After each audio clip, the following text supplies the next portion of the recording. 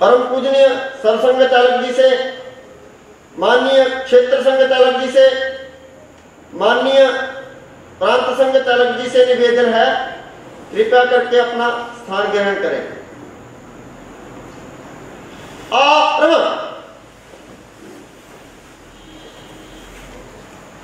अब व्यायाम योग का प्रदर्शन होगा।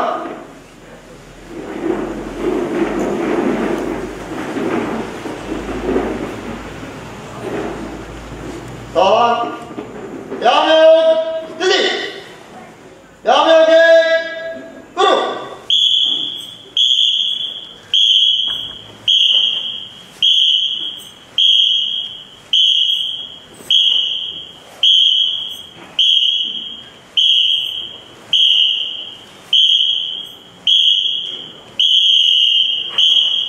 व्यायाम योग दो गुरु।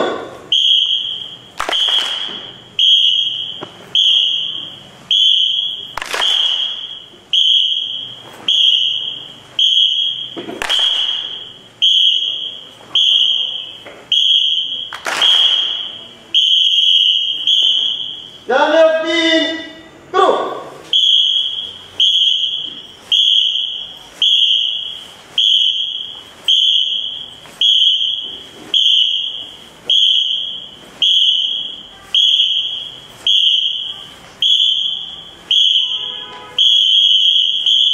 व्यायाम योग चार गुरु।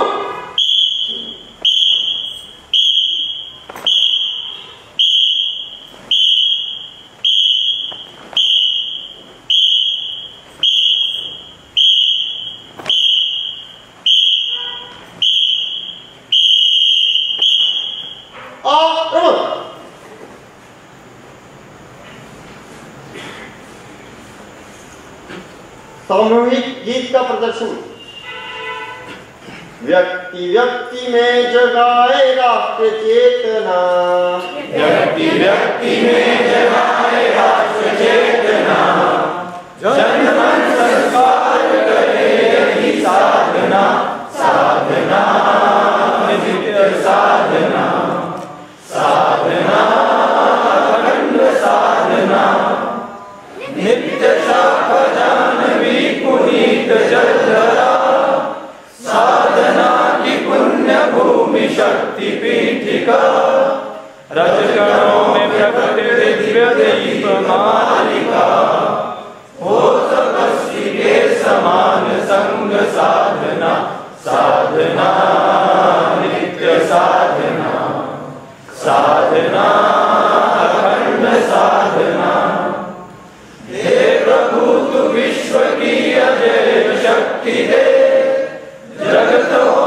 विनम्र सशील हमको दे, कष्ट से भरा हुआ ये पंथ साधने, ज्ञान देगी हो सरल हमारी साधना, साधना नित्य साधना, साधना अखंड साधना, विजयशाली संघबद्ध कार्य शक्ति दे, तीव्र और अखंड दे निष्ठा हमको दे, राष्ट्र धर्म रक्षणार्थ वीर रसपुरे, तब कृपा से हो सफल हमारी साधना, साधना नित्य साधना, साधना अखंड साधना, व्यक्ति व्यक्ति में जगाए राष्ट्र चेतना, जन्म संस्कार करे यही साधना,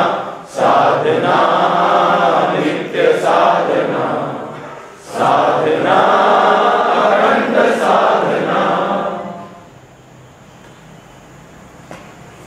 संघ अच्छा उपविशत।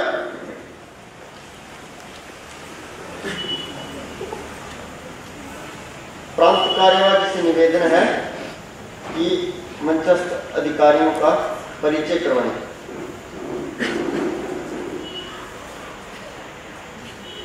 आज अपने हिमाचल प्रांत के कांगड़ा नगर की 9 बस्तियों के स्वयंसेवक इस कार्यक्रम में प्रत्यक्ष रूप से यहाँ उपस्थित हैं।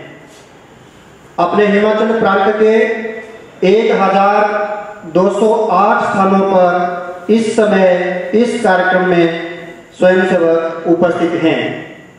आज अपने सौभाग्य से परम पूजनीय सरसंघचालक जी का मार्गदर्शन बौद्धिक वर्ग हम सबको सुनने को मिलेगा।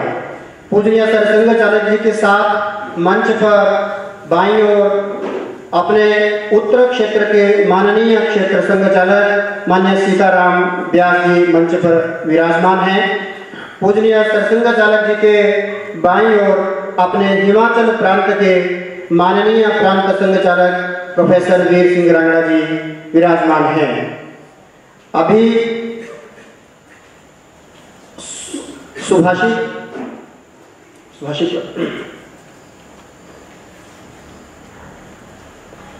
सुभाषित त्रेतायां मंत्रशक्तिश्च ज्ञानशक्ति कृते युगे द्वापरे युद्धशक्तिश्च संघे शक्ति कलौ युगे।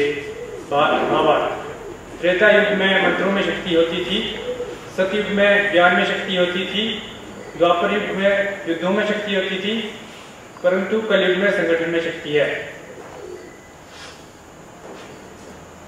अपने प्रांत की भौगोलिक रचना में 1071 मंडल और 308 बस्तियां हैं।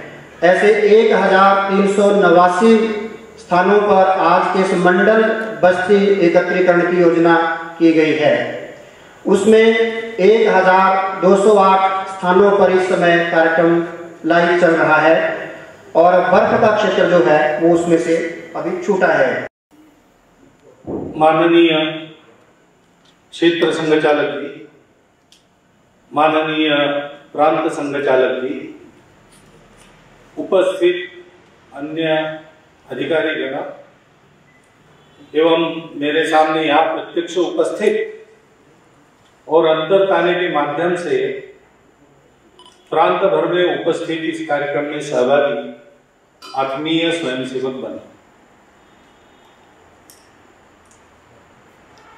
अपने संघ कार्य का अब अनुकूलता का काल चल रहा है। कार्य की निरंतर वृद्धि हो रही है। इस बीच तरह तरह की परिस्थितियों में समाज की सेवा होने की, उसके चलते अब संपूर्ण समाज में हमारे प्रति एक आत्मीयता और विश्वास मिलता है। कार्य में कोई बाधा रही नहीं। संघ से निकले अनेक स्वयंसेवकों ने समाज जीवन के अन्य अन्य क्षेत्रों में जो काम खड़े किए वो भी लोकप्रिय हो चुके हैं। उनके प्रभाव के कारण भी अपना कार्य बढ़ाने में हमको सुविधा होती है। तो पहली एकदम जो उपेक्षा हमने सहन की वो तो कहीं नहीं, उत्सुकता है समाज में संघ के पास आने की, संघ के स्वयंसेवक बनने की, संघ की योजना से कहीं न कहीं काम करने की। और विरोध भी कहीं मिलता नहीं। स्वार्थवश मुंह से विरोध करने वाले अनेक लोग हैं, लेकिन मन से विरोध करने वाला कोई नहीं। भगवान ने जिनको संघ का विरोध करने के लिए ही जन्म दिया है, ऐसे मुट्ठी भर लोग छोड़ दिए तो अपना विरोधक कोई नहीं। और इसलिए हम बड़े आराम से काम कर रहे हैं और हम अपनी गति बढ़ा भी रहे और बढ़ा भी सकते हैं। परंतु अनुकूलता का एक नुकसान भी होता है कि आदमी असावधान हो जाता है। वो एक प्राचीन कहानी आप सबको पता है, खरगोश और कछुए के रेस वाली। तो रेस खेलना तय हो गया और खरगोश दौड़ गया और बिल्कुल फिनिश लाइन के एकदम पास में पहुंच गया। तब उसको लगा थोड़ा आराम कर लेते, कछुआ तो बहुत पीछे है, वो क्या हमको पार करेगा, हम आराम कर लेते, फिर आराम से दौड़ लेंगे।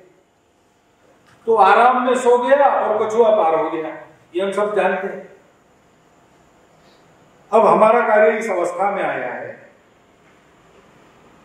कि जिस देश की सारी दुनिया को आशा है, जिस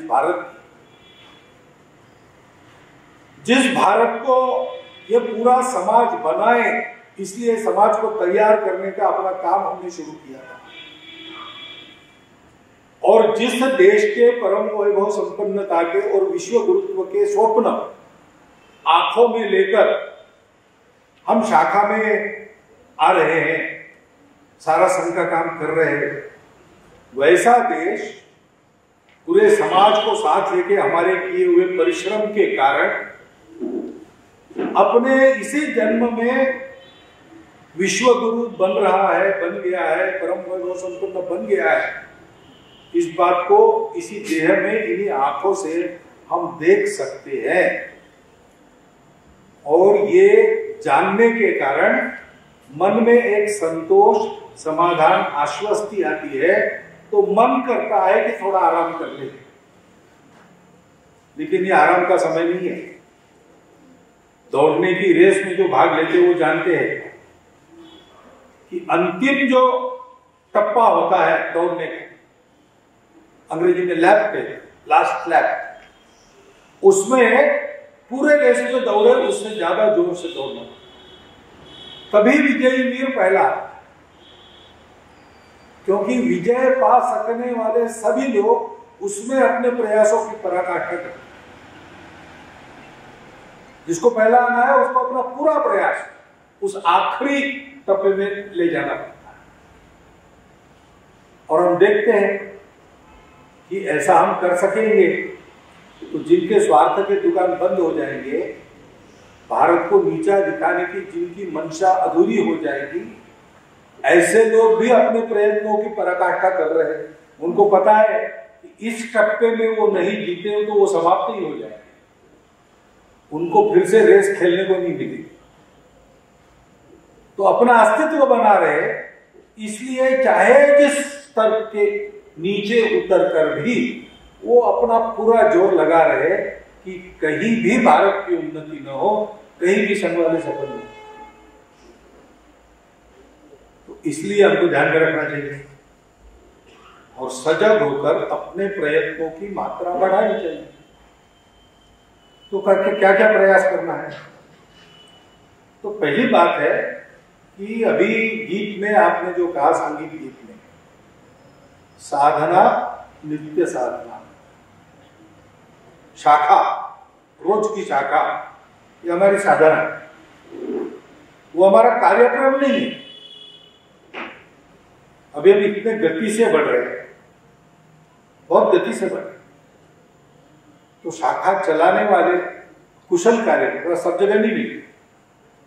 जहां मिलते वहां हम शाखा शुरू कर देते हैं, जहां नहीं मिलते वहां हम ऐसे कार्यकर्ताओं को तैयार होने तक साप्ताहिक मिलन चलाते। ये ठीक है, ये ऐसी करना चाहिए। लेकिन मिलन तो सप्ताह में एक ही बार चलाना पड़ता है, शाखा रोज चलानी पड़ती है।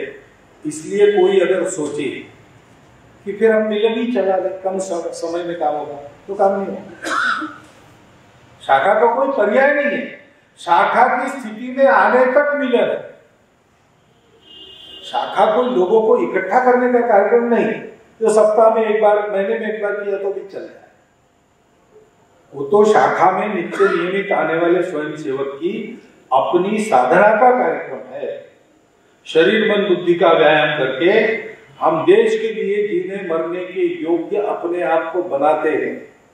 और रोज सब मिलकर अपना जो सामूहिक संकल्प है, विजय संवता कार्य शक्ति विधायाश्च धर्मस्य संरक्षणम परम वैभवम नेतुमे तत्स्वराष्ट्रम समर्था भवतु, उसका स्मरण करें। उसके लिए ईश्वर से आशीष मांगता है।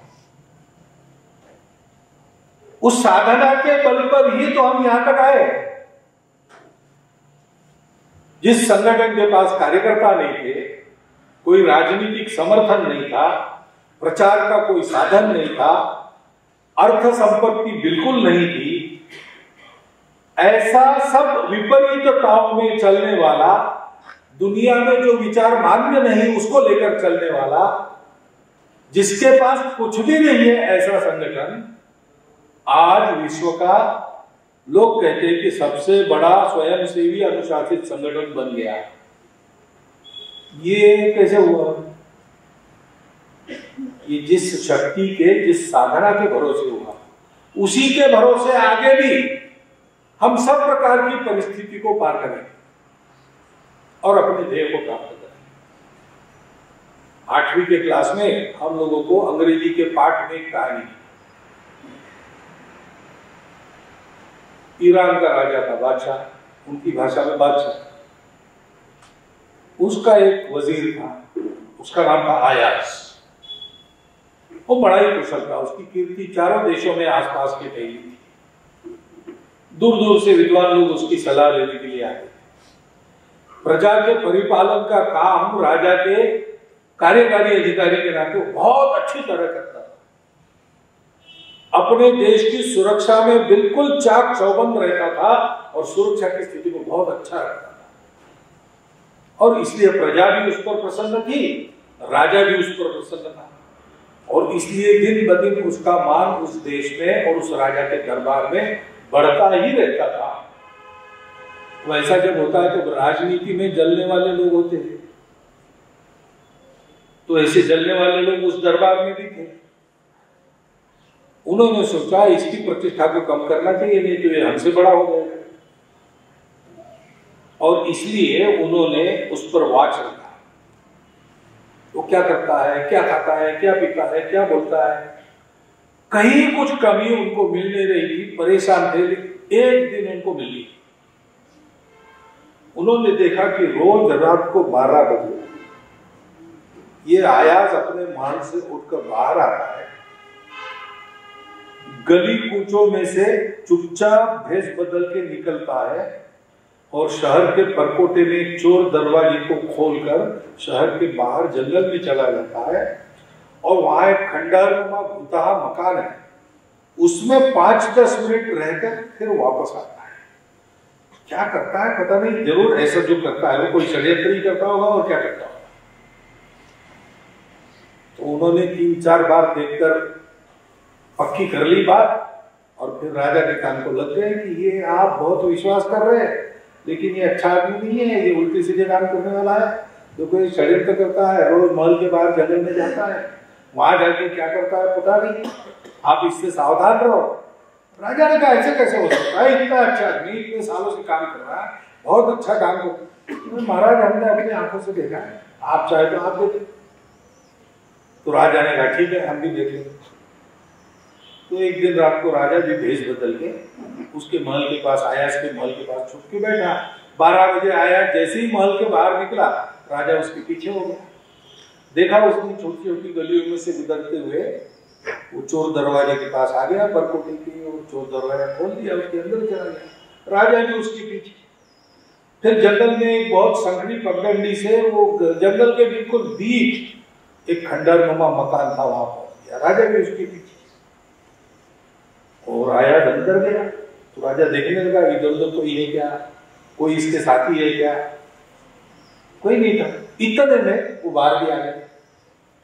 बाहर आ गया तो राजा ने रोक दिया उसको, रुक जा, मैं तुम पर इतना विश्वास करता हूं, तुमको अच्छा मानता हूं, तुम्हारे बारे में मेरी धारणा बहुत अच्छी है, और तुम ये उल्टा काम करना, षड्यंत्र करने, क्यों आया, किसको मिले अंदर जाए।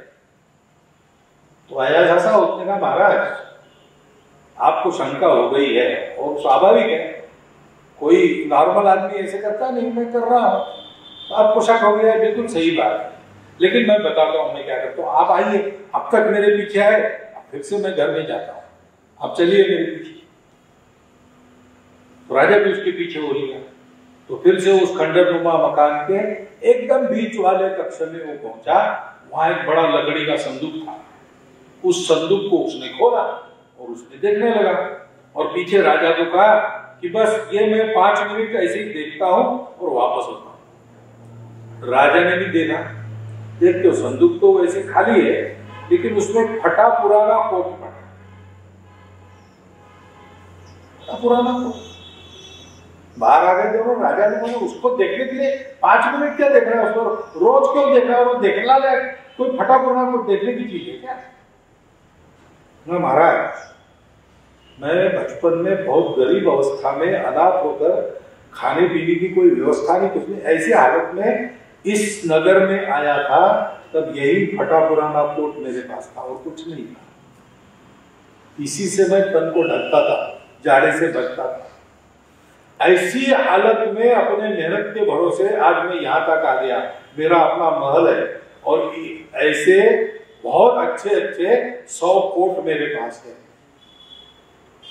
ऐसे वैभव में मेरा दिमाग खराब न हो, वो वैभव मेरे सर में न घुसे, मैं अपना सदाचार न छोड़ू, इसलिए रोज मैं यहाँ आता हूँ, इस कोट के दर्शन करता हूँ कि बेटा तुम कभी ऐसे थे, जिस भरोसे यहाँ तक आए उसको मत छोड़ना।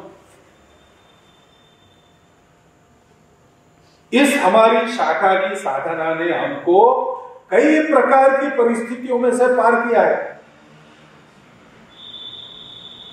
ऐसे अत्याचार किसी अन्य संगठन पे होते तो 5 वर्षों में ही समाप्त होता। पहले जो अपनी साधना नहीं दिखाती तो बढ़ ही नहीं सकते थे, लेकिन स्वयं सेवकों के कष्टों के भरोसे बढ़े, उनके त्याग के भरोसे बढ़े, उनकी निष्ठा और श्रद्धा के बलबूते बढ़े, और वो कहां पक्की हुई, कहां तैयार हुई, रोज की शाखा।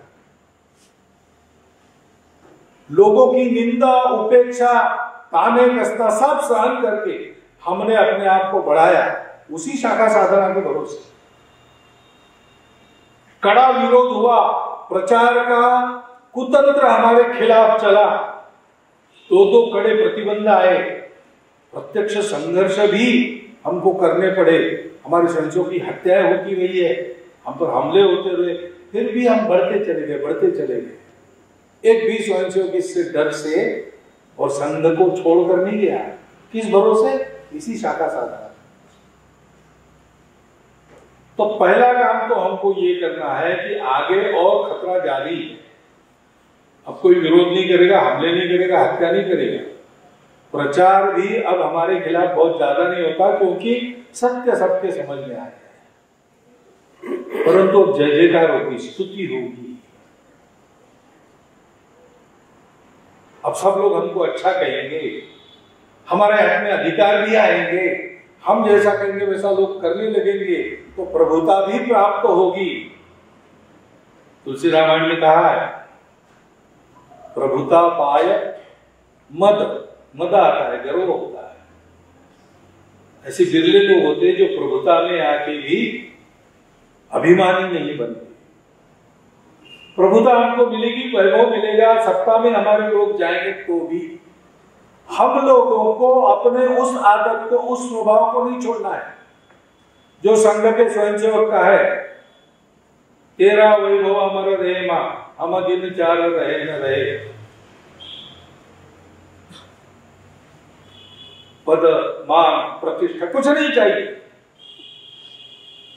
चाहता हूं देश की धरती तुझे कुछ और दूं, तन समर्पित, मन समर्पित और यह जीवन समर्पित। इतना करने के बाद भी इसके बदले में नहीं, चाहता हूं देश की धरती तुझे कुछ और भी। मातृभू का क्या, मातृभूमि का अकिंचन दीप में चाहता हूं जलता रहूं। हम तो मातृभूमि की सेवा में तिल तिल कण कण गलना जलना चाहते हो, और हमको कुछ नहीं चाहिए, सेवा ही हमारा अधिकार है, वही हम करें। इसको कायम रख के आगे आने वाले मोह, आकर्षण, अनुकूलता के काल में हमको बढ़ना है। इन सारे मोह, आकर्षण, स्वार्थों से दूर रखने वाली आदतों को पकड़ना है, उनको पास लाने वाली आदतों से दूर रहना है।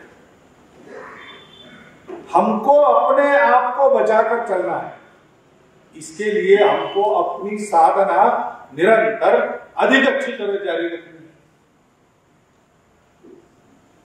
और ऐसा हो और ये साधना समाज में सर्वत्र पहुंचे। क्योंकि अभी हम सबसे बड़े हैं, लेकिन हमारी जो कल्पना है उसमें अभी हम छोटे ही हैं। हमको हर गांव की शाखा चाहिए, देश में 6.25 लाख गांव, हमारी शाखाएं नियमित संपर्क मिलन वगैरह सब मिला के केवल 60,000 स्थानों पर है। अभी 6 लाख स्थान बाकी। हमारे देश में अपने आप को हिंदू कहने वाले 100 करोड़ लोग होंगे। हमारे स्वयं सेवक नित्य शाखा में आने वाले, न आने वाले, संघ में अन्यत्र काम, सबको अगर गिन लिया तो 60 लाख से ऊपर संख्या नहीं जाती। बहुत काम कर रहे हैं और अपना काम समय दिए बिना होता नहीं। अभी ठीक है, कोरोना में सब बंद था तो हमने ऑनलाइन शाखा चलाई। अभी किसी के विद्यालय भी ऑनलाइन चल रहे, तो ऑनलाइन सूचना तो पहुंचती। आप ऑनलाइन मेरा भाषण तो सुन सकते हैं, आपके किए हुए व्यायामों ऑनलाइन अनेक लोग देख सकते हैं, लेकिन संस्कार देना है जो अपना मुख्य काम है। आदत बदलनी है, आदत अपनी अच्छी आदत दूसरों को देनी है। ये काम ऑनलाइन नहीं होता, उसको तो रोज घर के बाहर आके इकट्ठा होना पड़ता है, एक दूसरे को मिलना पड़ता है। जितना अधिक मिलेंगे उतना अच्छी बातें इधर से उधर जाएगी। मिलेंगे नहीं तो नहीं होगा, और मिलेंगे यानी समय देना पड़ेगा। ऑनलाइन बैठकर सुनने के लिए भी तो समय देना ही पड़ता है। बिना समय निकाले अपना काम नहीं होता, इसलिए हम लोग रोज अपने लिए समय खर्चा करते हैं। हम लोग रोज अपने परिवार के लिए समय देते हैं, पढ़ाई के लिए समय देते हैं। हम लोग देश के लिए भी समय दें। कायदे से सोचा जाए तो 3 काम है। अपने आप को ठीक रखना है, सिर सलामत तो पगड़ी पे चास। हम ठीक रहेंगे तो देश ठीक रहेगा। देश को ठीक करने वाले अगर हम हैं तो हमको ठीक रहना पड़ेगा। तो अपने लिए समय निकालना, और परिवार का दायित्व तो होता है, और परिवार के सहारे ही हम बड़े होते हैं, अच्छे रहते हैं। तो परिवार के लिए भी समय देना रोज। कमाई का भी ऐसे ही है, जो कमाई करते हैं उससे अपने आप को ठीक रखना, परिवार को ठीक रखना। लेकिन परिवार और हम दोनों ठीक रहेंगे, इसलिए देश समाज को ठीक रखना आवश्यक है। देश समाज को ठीक रखने का अपना माध्यम क्या है? संघ की योजना। तो संघ की योजना में किसी न किसी काम को लेकर उसके लिए भी रोज समय देना, कमाई का हिस्सा उसके लिए भी खर्चा करना, ये अपना कर्तव्य बनता है। देश के लिए भी बनता है, अपने और परिवार के हित के लिए भी बनता है। तो 3 काम है, 24 घंटा है। 8 घंटा मेरे लिए, 8 घंटा परिवार के लिए, 8 घंटा समाज देश यानी संघ के लिए। साल भर की कमाई 1/3 मेरे लिए, 1/3 परिवार के लिए, 1/3 संघ के लिए। यहां तक जाना है, एकदम नहीं कर सकेंगे। लेकिन जो शाखा में अनियमित है रोज 1 घंटा दे, नियमित शाखा में। जो शाखा में 1 घंटा रोज आ रहा है, 1 घंटा और निकाले, और शाखा की टोली में कोई ना कोई दायित्व लेकर काम करे। जो टोली में है वो और 1 घंटा निकाले, 2 घंटा निकाले, और प्रवासी कार्यकर्ता का दायित्व लेकर काम करे। सब में कुछ न कुछ समय देना आवश्यक है, और सब लोग कुछ न कुछ समय दे। इसलिए जो समय दे रहे हैं उनको अधिक समय देना आवश्यक है। सब ने कम से कम 1 घंटा देना ही चाहिए। शाखा में नियमित आकर संस्कारों की साधना करनी ही चाहिए, और वो ऐसा करे। इसलिए आज अपनी शाखा टोली और प्रवासी कार्यकर्ता जो समय दे रहे हैं और अधिक समय दे, और इसका वातावरण बने, इसलिए अधिक लोगों ने पूरा समय देने का विचार करना चाहिए, प्रचार करना चाहिए। अभी अपने 100 साल पूरे होंगे, 25। उसके पहले कार्य को सर्वदूर पहुंचाना। 6 लाख गांवों में 100 करोड़ जनता तक 130 करोड़ जनता हमको पहुंचाना। जैसा पहुंचना है तो प्रचारक लगेंगे, 15-20 हजार लगेंगे, उनकी संख्या बढ़नी चाहिए। तो विद्यार्थियों ने निश्चय करना चाहिए पढ़ाई पूरी करके आने वाले सत्र से या उसके अगले वाले सत्र से कम 2-3 वर्ष संघ की योजना से संघ कहेगा वहां वो काम प्रचारक के नाते हम पूरा जोर लगा के कहेंगे। उस जीवन में रंग गए तो आगे भी रहेंगे, नहीं तो 3 साल के बाद वापस आएंगे।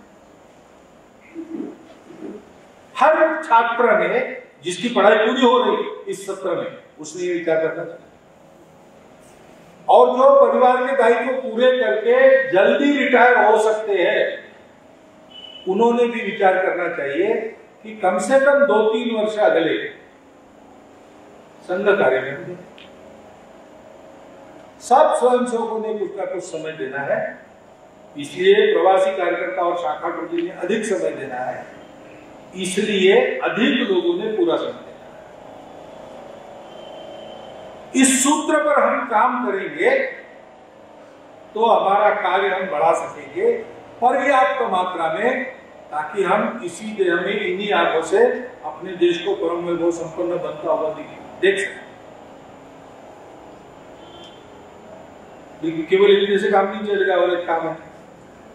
वो काम क्या है? संघ का काम करना, यानी केवल जिसको अंग्रेजी में कहते हैं एक्टिविज्म नहीं, उसको संघ के विचार को, संघ के तत्वों को, संघ की आदतों को जीना पड़ता है, तब संघ बढ़ता है। संघ केवल प्रचार से नहीं बढ़ता, बुद्धि से नहीं बढ़ता, केवल मन की अनुकूलता से नहीं बढ़ता, संघ स्वयं सेवकों के जीवन से बढ़ता है। तो हम संघ में आ रहे, संघ में कितना आ रहा है? हम संघ में जाते, दक्षारण करते, अनुशासित रहते, स्कूल से कॉलेज से घर में लौटने के बाद हमारा अनुशासन कैसा रहता है? घर में हमारे जीवन में अनुशासन है क्या? संघ शाखा में, हम शाखा में रहते तब अनुशासन है, हमारे जीवन में है क्या? संघ में सब हिंदू समान, सब हिंदू अपने, कोई जात पात पंथ प्रांत कोई भेद नहीं। हमारे अपने जीवन में हम बिना भेद के लोगों को देखते हैं क्या? बिना भेद के लोगों को जोड़ते हैं क्या? हमारे अपने मित्र समाज के सब वर्गों के, सब जातियों के, सब आर्थिक स्तरों के, सब पूजा करने वालों के है कि नहीं? अपने व्यक्तिगत जीवन में, अपने कौटुंबिक जीवन में, अपने सामाजिक जीवन में, अपने कमाई की जगह या पढ़ाई की जगह में हमारा आचरण संघ के विचारों के अनुसार है कि नहीं, ये रोज देखना पड़ेगा। त्रुटियां निकलती है, कमियां निकलती है, तो उसको धीरे धीरे सुधार कर 100% संघ के स्वयंसेवक जैसा जीवन, व्यक्तिगत आचरण, कौटुंबिक आचरण यानी कुटुंब का आचरण, समाज में स्वयंसेवक के नाते आचरण, और कमाई या पढ़ाई की जगह अपना आचरण, ये सारा का सारा संघ को दर्शाने वाला होना चाहिए। अभी संघ में इतने सारे लोग आ रहे, क्यों आ रहे हैं? हमारे विचार सुनकर नहीं आ रहे, संघ की पुस्तकें पढ़कर नहीं आ रहे। तो उन्होंने इतने वर्ष संघ के स्वयंसेवकों को जीते हुए देखा, उनका घर कैसा रहता है, वो व्यक्ति कैसा है, वो समाज में कैसे बरतता है, कैसे दौड़ पड़ता है सेवा के लिए लोगों के, और आजीविका में भी कितना प्रामाणिक है, ये लोगों ने अनुभव किया। उसके कारण उनको संघ के प्रति प्रेम हो गया, कुछ संघ की समझ उनमें आ गई। तो अपने जीवन से दुनिया को संघ बताने का काम हमको अब बहुत सावधानी से करना पड़ेगा, क्योंकि अनुकूलता है। अभी मैं मंदिर जाके आया ब्रजेश्वरी माता के, तो वापस आते समय तो चढ़ना था, तो लंबे लंबे ढांगे भर के चढ़ के चला है, थोड़े से घुटने दर्द करते हैं, लेकिन ठीक हो गया, कोई दिक्कत नहीं। लेकिन जब गया वहां तो उतरते समय बहुत छोटे छोटे कदम, और दोनों तरफ 2 लोग थे सिक्योरिटी के, और मैं भी अपना संतुलन बड़ा देख के चल रहा था। चढ़ने में 1 मिनट लग गया, उतरने में 5 मिनट लगे। क्यों? उतारने ज्यादा जोर नहीं लगाना पड़ता, उतार में फिसलन ज्यादा रहती है, तो उतरना आसान लगता है लेकिन आसान नहीं है। गिरने की संभावना उतार में ज्यादा है, चढ़ाव में कम है। चढ़ाव में वैसे ही आदमी सावधान हो जाता है। अब हमारे ये अनुकूलता के जिंदगी चढ़ाव समाप्त हो गया, अब ढलान है, उतरना है। बिना पेडल मारे भी हमारी साइकिल जाएगी जोर से, लेकिन स्लिप भी जल्दी होगी, बैलेंस भी जल्दी खोएगी, कहाँ गिरेगी पता नहीं। सावधान रहो। अभी तक तो हमने सावधान रह के स्वयं सेवक के आचरण का डंका सर्वत्र बजाया, अब आगे मोह आकर्षण बहुत है। प्रभुता पाए जाहि मत नाही, ऐसा हमारा नहीं होना चाहिए। सुख सुविधा मिलेगी तो सुविधा हमारी मास्टर नहीं बननी चाहिए, हम सुविधा के मालिक बने रहने चाहिए। ऐसा कई प्रकार से सब मामलों में बहुत सावधान होकर हमको जीना पड़ेगा। और समाज देख ही रहा है, पहले तो देखता नहीं था, आज तो देखेगा। छोटी छोटी बात देखेगा। कई साल पूर्व और अपने विजयादशमी उत्सव में एक अतिथि आए और निकलने को हुए, कार्यक्रम शुरू है, 6:40 या 7:40 को स्वागत करा, ऐसा था। तो उस हिसाब से बराबर नहीं, अपना तो हिसाब बराबर रहता, सेकंड के कांटे पर बराबर चलता। लेकिन वो अतिथि तो संख्य नहीं थे, वो बाहर से आए, तो उठकर 4 कदम आगे गए तो उन्होंने कहा थोड़ा सा लघु संगत, तो फिर 4 कदम पीछे जाओ, जहाँ व्यवस्था थी उनको पहुंचाओ, वो सब करके आ गए। फिर उनके साथ चले तो 3 मिनट देर। अब 3 मिनट देर अपने समाज जीवन में जो चल रहा है उसमें तो कोई हिसाब नहीं दे रहे, लेकिन दूसरे दिन पेपर में भाषण नहीं छपे, स्वयंसेवकों के प्रात्यक्षिक वगैरह नहीं छपे। ये छपा कि संघ के इतिहास में पहली बार कार्यक्रम 3 मिनट देरी से शुरू हो गया। अच्छा, हम कितना भी करेंगे उसकी प्रसिद्धि नहीं होगी, मनुष्य स्वभाव, हमको चाहिए भी नहीं। परंतु एक गलती हमारी हो गई तो उसको बड़ा बना के बताया जाए, मनुष्य स्वभाव के अनुसार। कोई हमारे विरोधी है इसलिए नहीं, लेकिन मनुष्य स्वभाव। कुत्ते ने आदमी को काटा तो ये तो रोज ही होते रहता है, उसका समाचार नहीं बता। आदमी ने काटा तो बड़ी बड़ी हेडलाइन बन जाएगी। ऐसे संघ के कार्यक्रम में 1 सेकंड की भी देरी नहीं होती। ये तो हमेशा की बात है, इसमें छापना क्या है, संघ वाले होगा ही, लेकिन 1 सेकंड देरी हो गई तो वो बड़ा समाचार। उससे बहुत सावधानी का साथ जीवन जीना है। और चौथी और आखिरी बात जो करनी है ध्यान देने की, हम सबको ध्यान देने की चौथी बात है कि बहुत सारे लोग आ रहे, नए लोग आ रहे, उनको अच्छा लगता है, देश के लिए काम करना चाहिए ऐसा लगता है, और उनको ये भी लगता है कि अपना संघ है, ये संघ अच्छा काम कर रहा है, इनके साथ काम करें। उसमें बहुत सारे लोग सोच रहे हैं हम भी संघ वाले बन जाएंगे, हम स्वयंसेवक बनेंगे, हमको भी ये ट्रेनिंग लेना है, ऐसा सोचते हैं। तो उनको जोड़ते आना चाहिए। नए लोग हैं, हम तो शाखा में रोज जाने वाले, हमारी आदतें बन गई, उनकी अभी नहीं बनी, तो वो हमारी आदतों में ठीक से बैठ सके इसलिए उनकी सहायता करनी पड़ेगी। थोड़ी बहुत नए होने के कारण उनकी गलतियां होगी, उनको अटपटा लगेगा, समझ में नहीं आएगा, वो 10 सवाल पूछेंगे। ये सारा समझ के उनको संभाल के रखना पड़ेगा। जब तक उनको आदत नहीं होती, हमारे जैसे नहीं बनते, तब तक उनकी बहुत अच्छी चिंता करनी पड़ेगी। और कुछ लोग होंगे जो नहीं ही बैठ सकेंगे अपने इस राष्ट्रीय स्वयंसेवक संघ के संगठन की कार्यपद्धति में, लेकिन काम तो अच्छा करना चाहते, अच्छे लोग हैं, शक्ति है उनकी, उसका भी उपयोग हो। इसलिए जहां ऐसे काम चलते हैं उनके रुचि समय समता के अनुसार, उनकी क्षमता क्या है, उनकी रुचि क्या है, समय उनके पास कितने हैं, समझदारी क्या है, ये सब देख के उचित काम में उनको जोड़ना। एक सुभाषितम कहते हैं शाखा में, अमंत्रम अक्षरम नास्ति, नास्ति मूलम अनौषधम, अयोग्य पुरुषो नास्ति। कोई अक्षर नहीं जिसका मंत्र नहीं बनता, कोई जड़ी बूटी मूल ऐसा नहीं है जिसकी दवाई नहीं बनती। और कोई भी व्यक्ति अयोग्य नहीं होता, उसका कुछ ना कुछ गुण होता है, कहीं ना कहीं काम आता है। योजना करने वाला चाहिए, योजक तत्व दुर्लभ हो, योजना करने वाला कम मिलता है। तो ठीक से योजना करके इनको जोड़े रखना, जुड़ेंगे तो संस्कार पाएंगे, संस्कार पाएंगे तो सत्य स्वयंसेवक बनेंगे। स्वयं प्रेरणा से माता की सेवा का व्रत धारा है। हम सब स्वयंसेवक ऐसे हैं, नए आने वाले लोग भी स्वयं प्रेरणा से आ रहे हैं और उनको माता की सेवा का व्रत लेना है। सत्य स्वयं सेवक बनने का सतत प्रयत्न हमारा है। हमारा तो चल ही रहा, हम कहीं आगे गए, उनका प्रयत्न नया है, वो प्रयत्न जारी रख सके, वो ऐसा उनको जोड़ के रखना, ये अपना चौथा काम। हम सब स्वयं सेवकों को इन 4 बातों पर ध्यान देना ही पड़ेगा। बाकी कुछ विषय है, कुछ प्रवासी कार्यकर्ताओं के विषय है, कुछ शाखा टोली के विषय है, कुछ विविध संगठनों में काम करने वालों के है, कुछ गतिविधि में काम करने वालों के है, लेकिन सबके लिए ये 4 विषय है। नित्य शाखा की साधना अधिक तीव्र, अधिक दृढ़, अधिक प्रखर करना,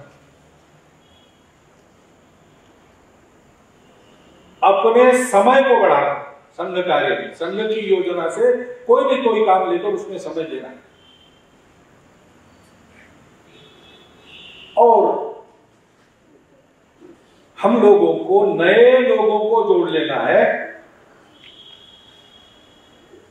और चौथा काम है कि हम लोगों को अपनी शाखा बढ़ाते बढ़ाते बढ़ाते अपने आचरण को दर्शाना है, उससे अपने आचरण को ठीक करना है, उस आचरण से संघ बताना है।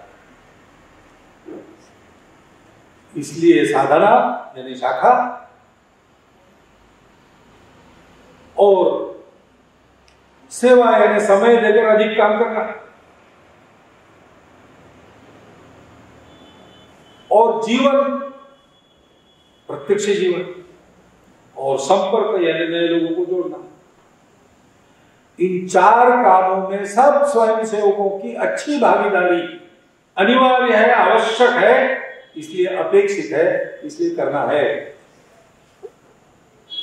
हम ये जो सारे कार्यक्रम करते हैं, इसे समय समय पर एकत्रीकरण करते हैं, कुछ ऐसा विचार करते हैं, किसी से सुनते हैं, कभी कभी चर्चा करते हैं आपस में, किस लिए करते हैं? ये हमारा चिंतन होना चाहिए, इस पर हमारा मनन चलना चाहिए, इसके अनुसार हमारी कृति होनी चाहिए। आने वाले 5 वर्षों में इस चतुर्विध पुरुषार्थ को हम उसकी पराकाष्ठा की स्थिति में ले जाए, पूर्णता की स्थिति में ले जाए। तो जैसा मैंने कहा, अपने यह पवित्र भारत माता को हम विश्व गुरु पद के सिंहासन पर अपने पूर्ण वैभव के साथ विराजमान होकर दोनों हाथों से विश्व पर अपने अभय करों से सुख की, शांति की, आनंद की वर्षा करते हुए इसी देह में, इन्हीं आंखों से देख सकेंगे। वो सौभाग्य हम सबको प्राप्त हो, इसलिए इस चतुर्विध पुरुषार्थ को करना है। इतना एक आह्वान आपके सामने रखता हूं और मेरा यह निवेदन समाप्त करता हूं।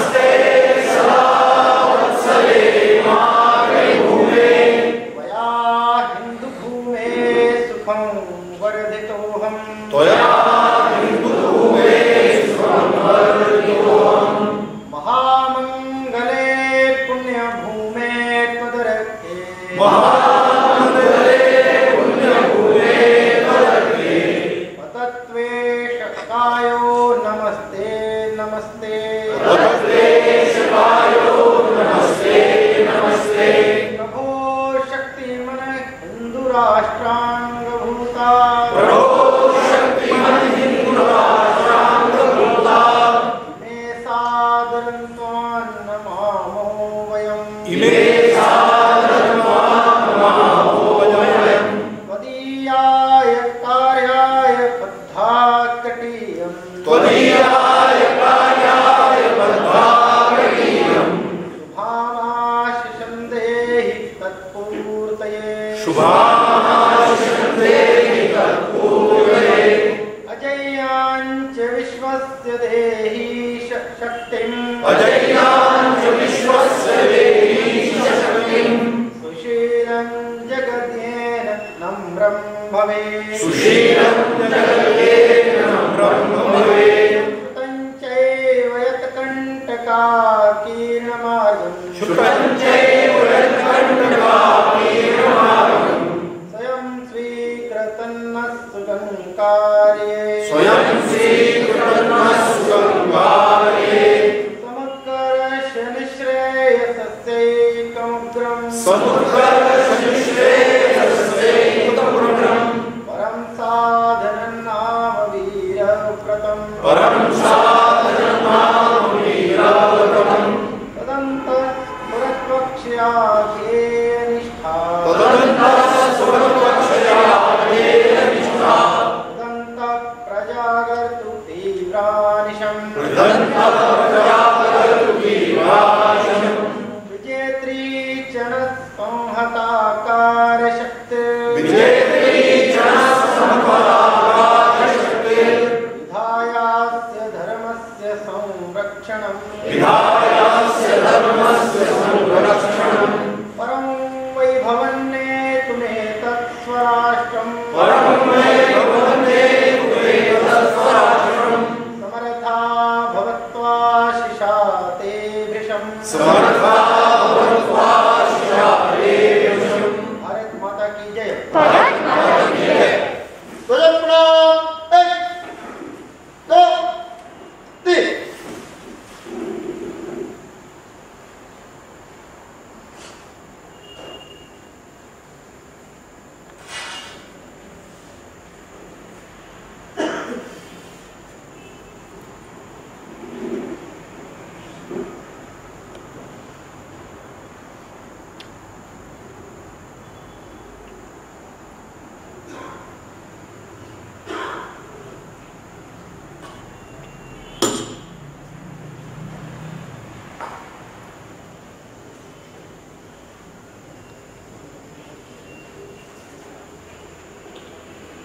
संभवीक्य वाम